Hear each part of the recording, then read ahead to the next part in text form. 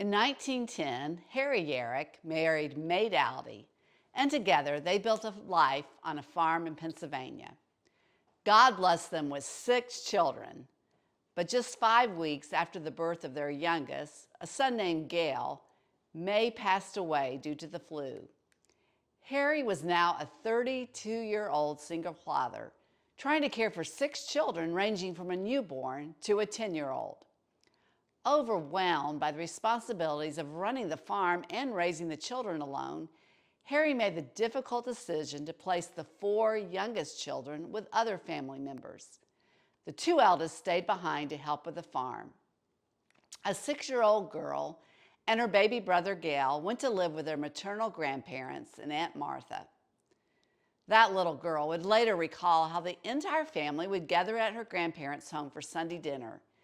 She remembered standing at the roadside in tears as her siblings and father left, some returning to the farm, others to different relatives. Just 4 days before his first birthday, little Gale also passed away. That year was a monumental year for all of them, and especially the children's Aunt Martha, who had come to love her little niece and youngest nephew as her very own. She had dreams of serving as a missionary in China or India and had been saving money from her teaching job to prepare for that calling. But after little Gale died, and from encouragement both from her only brother Norman and the quiet urging of the Holy Spirit, Martha felt a new calling on her life. So on December 24th, 1923, she married May's widower, Harry Yearick. She confessed that she didn't love him at the time, but she believed that God was calling her to take care of her sister's children. In April 1926, Martha and Harry welcomed a son, David. In January 1939, they had another son, Norman, named after Martha's brother.